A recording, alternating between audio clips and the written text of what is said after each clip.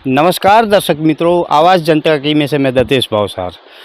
हमने पहले जो स्टोरी बनाई थी उसमें आपको बताया था कि समुद्री कई प्रजातियां ऐसी होती हैं जो जिसको मानव अभी बहुत बड़ा नुकसान कर रहा था, जिसमें जो अति संरक्षित प्रजाति में 3 तरह के कछुए आते हैं। ओलिव रिडली आते हैं, ग्रीन सी टर्टल आते हैं और लेदर बेग आते हैं। ये जो मेरे पीछे दिख रहा है पिंजरा, वह ग्रीन सी टर्टल ने यहाँ पर अंडे दिए हैं और वह जो फॉरेस्ट डिपार्टमेंट है उस सारे अंडों की यहाँ सुरक्षा कर रहा है और 45 दिन बाद इसके जब बच्चे निकलेंगे वह बच्चे भी समुंदर में जाएंगे, वह भी फॉरेस्ट डिपार्टमेंट सुरक्षित करेगा। यहाँ जो गुजरात का 1600 किलोमीटर का कोस्टल है, जखौ से लेके मुंबई तक जो कोस्टल जाता है, उसमें जखौ से लेके द्वारिका और पोरबंदर तक का जो कोस्टल एरिया है ऐसा है, उस एरिए में हर साल सर्दियाँ शुरू होते ही यह 3 प्रजाति के जो कछुए होते हैं, जो कि ग्रीन सी टर्टल है, ओलिव रिडली है और लेदर बेग हैं, वह अपने बच्चे देने, अंडे देने यहाँ पर आते हैं।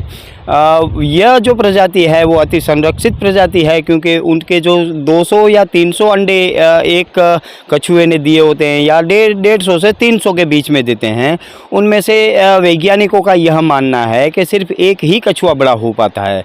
तो आप सोच सकते हैं कि यह कितनी संरक्षित प्रजाति में होते हैं।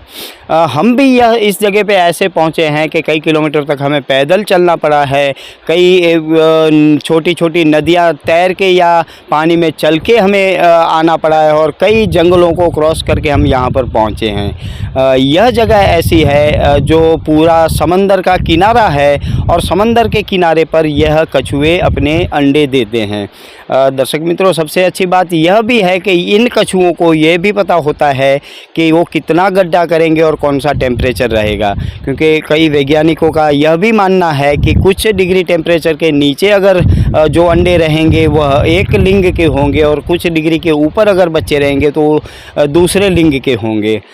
वो मादा कछुआ जो होती है वह यह भी सुनिश्चित करती है कि उसके आधे अंडे जो हैं वो प्रॉपर टेम्परेचर से नीचे रहें और आधे अंडे ऊपर रहें, ताकि नर और मादा दोनों कछुओं की संख्या बराबर बनी रहे।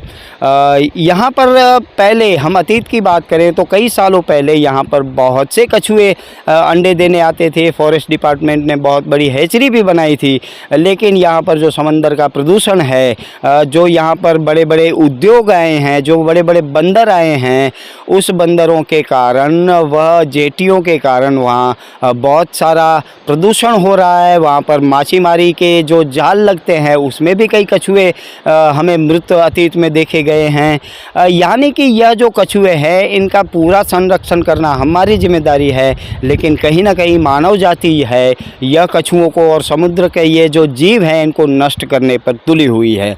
हम आगे भी, हमने पीछे भी एक स्टोरी में बताया था कि जो विकास हो रहा है वो विकास अच्छी बात है, लेकिन अगर वर्तमान की कब्र पर भविष्य का निर्माण होता है तो वह कहीं ना कहीं हमारी आने वाली पीढ़ियों के लिए बहुत घातक है। फॉरेस्ट डिपार्टमेंट की यह कामगिरी जखौ से लेके पोरबंदर के बीच तक ऐसी हर जगह चलती रहती है। हमारा सद्भाग्य ये है कि ये एक एरिया हमें दिखने को मिला। पूरे कच्छ में शायद अभी इस सर्दियों में एक ही जगह यह जगह ऐसी है जहाँ पर ग्रीन सी टर्टल ने अपने अंडे दिए हैं। तो यह आने वाले समय में हमें भी देखना होगा कि हम ऐसी प्रजातियों को कैसे संरक्षित करते हैं। और दूसरी चीज़ यह भी है कि क्योंकि समंदर से जुड़ी हुई यह है पूरी, फॉरेस्ट डिपार्टमेंट भी देखता है, लेकिन कहीं ना कहीं यह पूरा मामला है वो CRZ को भी देखना होता है, क्योंकि वह जो समुद्र की संरचना है उसका संरक्षण करना CRZ का काम है। नियम यह बने हुए हैं कि हाई टाइड लैंड से 500 मीटर दूर तक कोई कंस्ट्रक्शन नहीं हो रहा है, लेकिन हम मांडवी के अगल बगल हमने कई होटल ऐसे देखे हैं जो समंदर के किनारे बने हुए हैं। ऐसे जो सबसे ज़्यादा नुकसान करने वाली बात यह है कि ऐसे जो मकान बनते हैं, होटलें बनती हैं, उसके कारण यह जो पूरा बीच है वो बीच नष्ट हो रहा है और ऐसे जो कछुए हैं यह अंडे देने के लिए यहाँ पर नहीं पहुँचते और अपनी प्रजाति को आगे नहीं बढ़ा पाते हैं। नमस्कार, आवाज़ जनता की में से मैं दतेश भावसार। अगर आपको हमारी स्टोरी अच्छी लगे तो लाइक करें, शेयर करें, अच्छी ना लगे तो हमें सुझाव दें, लेकिन सब्सक्राइब कीजिएगा ज़रूर। नमस्कार।